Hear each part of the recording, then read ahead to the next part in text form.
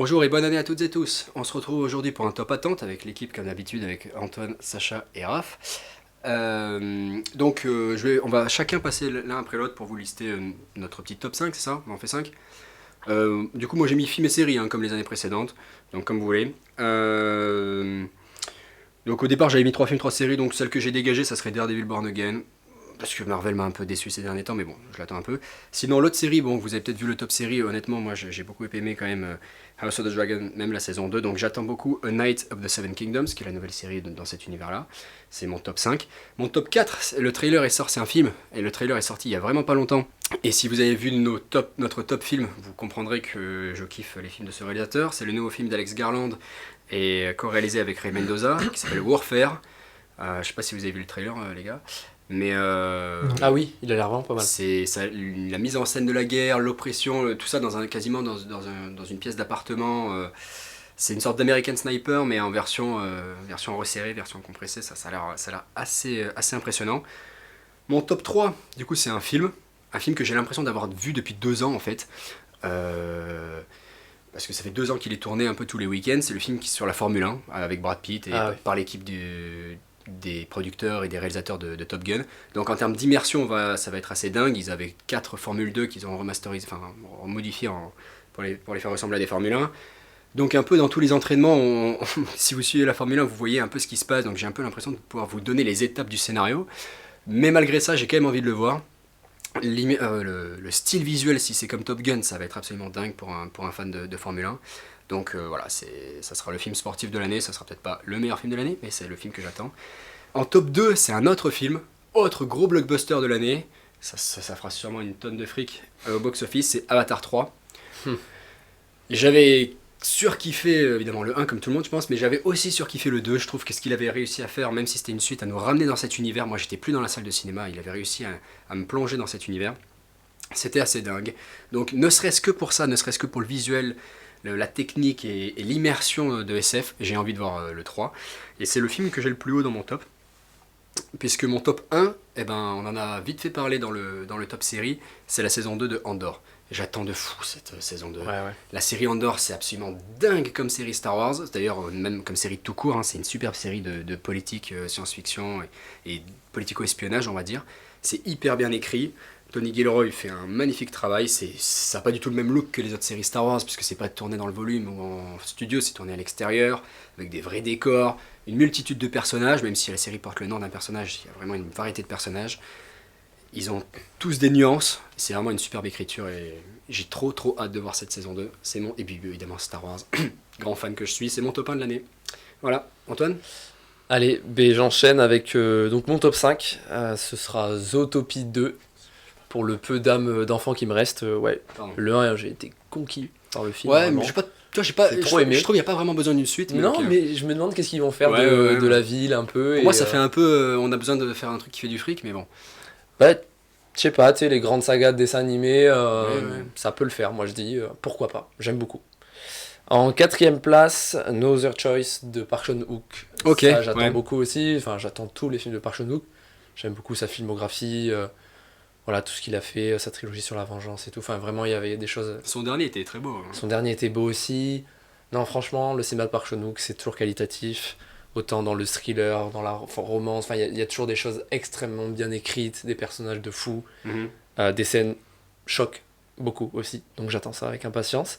En 3ème position, j'ai évidemment Avatar aussi, j'avoue. Ah, ok. Ouais, non, bah, le On 1, avait moi, kiffé, nous deux on avait vraiment enfin, kiffé. le 1, incroyable. Le 2, bon, il avait divisé, mais moi j'avais quand même bien aimé. Bonne claque visuelle. Super. On attend ça, Avatar, Fire and Ash. Donc avec le feu, hein. Clairement, là On change d'éléments. on change et tout, d'élément, ouais. on a eu l'eau. Allez, c'est parti pour le feu. Et le 3ème, c'est quoi? Il y en a un 3ème aussi. Il y en a 5. Enfin- Mais les deux autres sont pas tournés encore, enfin pas finis. Mais je sais pas Ouais. exactement ce que c'est. Mais... On va faire élément par élément. Ouais. Oui, je crois, ouais. Ok. Bon. Pourquoi pas? C'est un peu simpliste, mais par contre, il y avait quand même un message écologiste derrière et surtout le Oui. visuel, c'est quand même ça. Non, mais c'est toujours voilà, Voilà, bombe c'est- atomique niveau visuel. On est embarqué dans un univers quand même. Sans James fort. Cameron est très fort sur ça. Oui. 2ème place, j'ai mis One Battle After Another.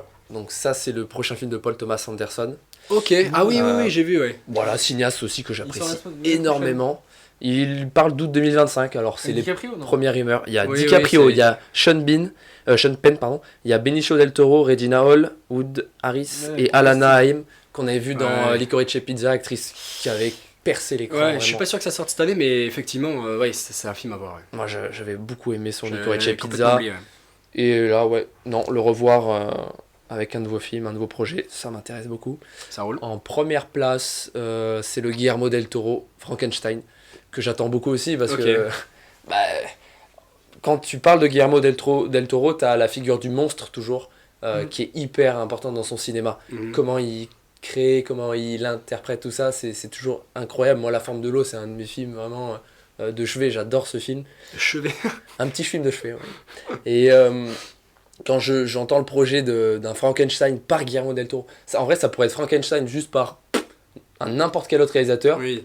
je m'en fous. En vrai, Mais parce que c'est Guillermo del Toro qui Il a a apporté un à truc, l'origine ouais. de Frankenstein, qui est un des plus Je suis gros même pas sûr monstres, que ce soit- un monstre archi Je connu. suis même pas sûr que ton top 1 ça soit Frankenstein de Guillermo del Toro. Est-ce que ton top 1 c'est pas tout simplement Guillermo del Toro, prochain film de Guillermo del Toro? Mais non, quoi. pas forcément, Bah, parce que c'est si, Frankenstein parce là. qu'on Ouais. sait pas du tout, on connaît pas le film, donc c'est plus. Non, mais tu vois, le Park réalisateur Chan-wook, qui- Guillermo del Toro, ce sont des films, des réalisateurs pardon, dont Oui. il attend forcément les films. Mais ouais, mais Oui. comme je te dis, Guillermo del Toro, c'est lui qui est pour moi le meilleur sur la thématique du monstre. Et donc le voir faire un film, arriver avec un film qui s'appelle Frankenstein, tu connais déjà le personnage de Frankenstein, on l'apprend en personne, on connaît l'histoire de Frankenstein.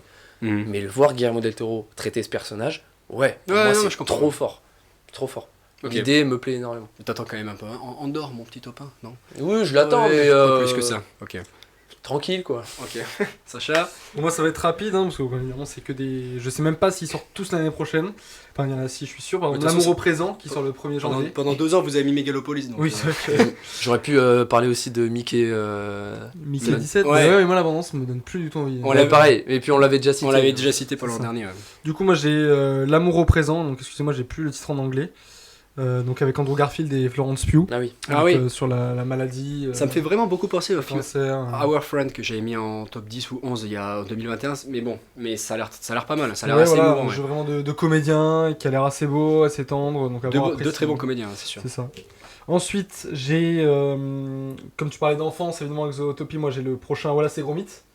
Donc, Ok. grosse production aussi. Chacun sa nostalgie. Que Netflix a développé avec les studios Harman, du coup. Avec toute la pâte à modeler qui sont en train de remettre un peu au goût du jour et qui est assez intéressante, avec notamment Sean le Mouton aussi, qui était assez génial.